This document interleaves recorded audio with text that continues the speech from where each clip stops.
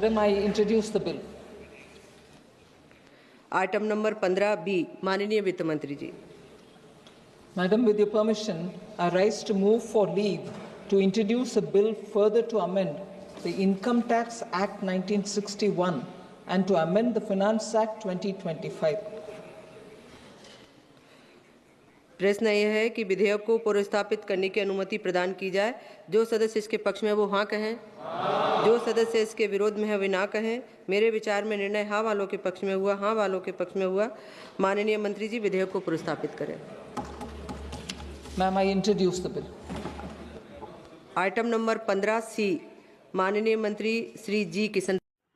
तो कैसे हैं आप सब लोगों का मेरे चैनल पे स्वागत है। आज हम बात करेंगे जीएसटी में आज एक नया कानून लागू हुआ है।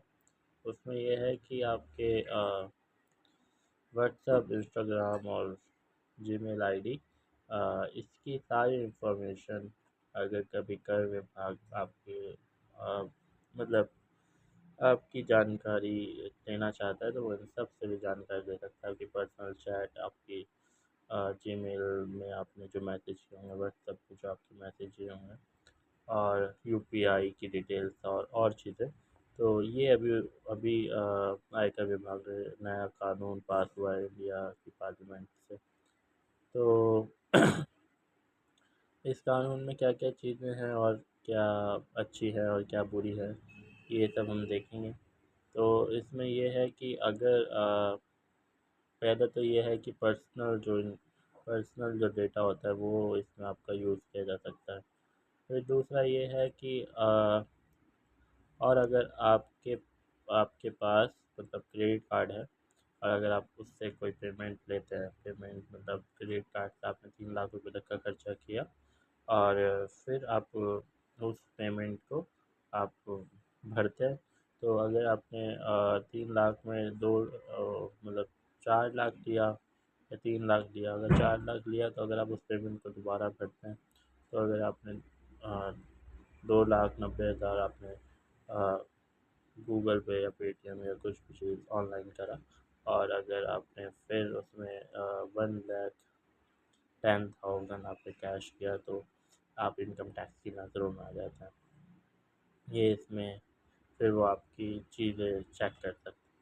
और फिर दूसरा उसके अलावा और चीज़ें हैं जैसे कि इसमें अब डिटेलिंग्स में आप एआई भी शामिल हो चुका है। तो एआई से जितनी भी मतलब आपकी डिटेल्स है, आपकी चीज़ें हैं, एआई का भी इस्तेमाल करेंगे टैक्स ये निकालने के लिए, एआई टूल का।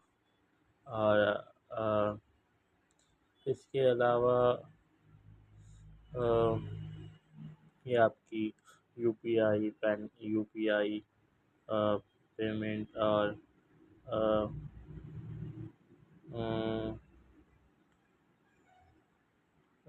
यूपीआई पेमेंट, कार्ड पेमेंट, इन सब की डिटेल्स भी वो अपने पास रखेंगे।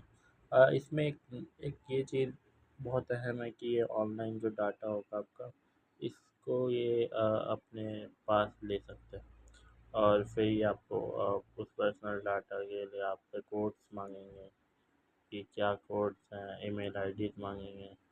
फिर ईमेल आईडीज़ के बाद ये है कि आप आपके फ़ोन पे मतलब ये कोड डालेंगे तो आपके फ़ोन पे कोड आएगा, फिर आपसे कोड मांगेंगे। अगर आप नहीं देंगे तो भी ये उसे निकाल सकता है।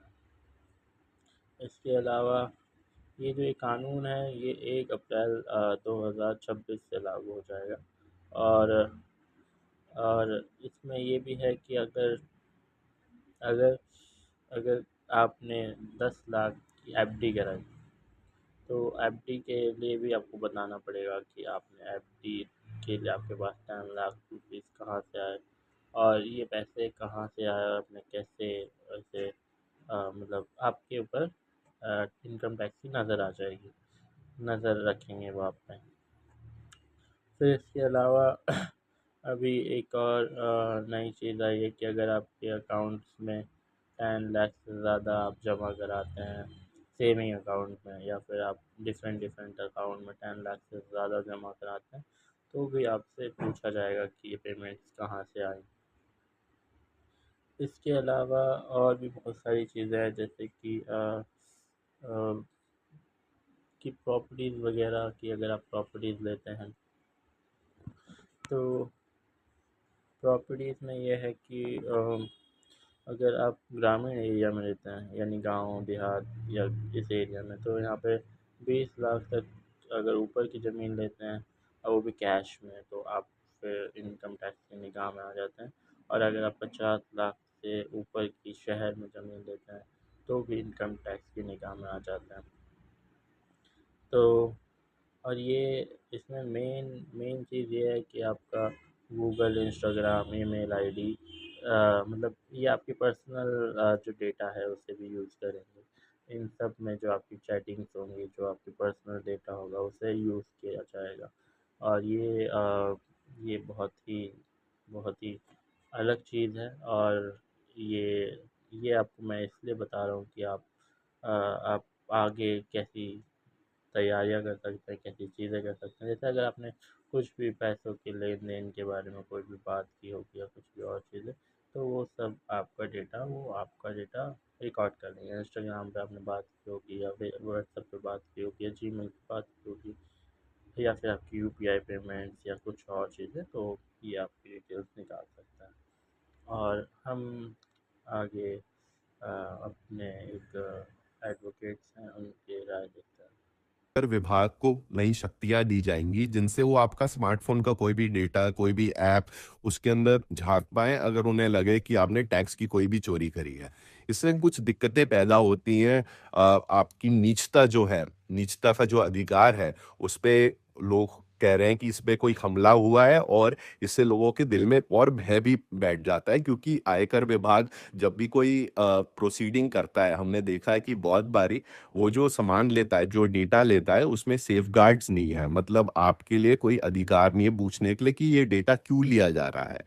तो इस नए बिल के अंदर ऐसे 3-4 मुद्दे हैं जो हमें समझने पड़ेंगे। सबसे पहले आयकर विभाग जब पहले अपना 1961 एक्ट के अंदर डिजिटल सर्च कंडक्ट करता था, वो कर तो सकता था, पर वो एक्ट अगर हम देखें वो उस ज़माने का है जिसके अंदर हम अपने खाते, अपने सारे फाइनेंशियल रिकॉर्ड ज़्यादातर हम लिखित में रखते थे, मतलब वो कागज़ पे होते थे।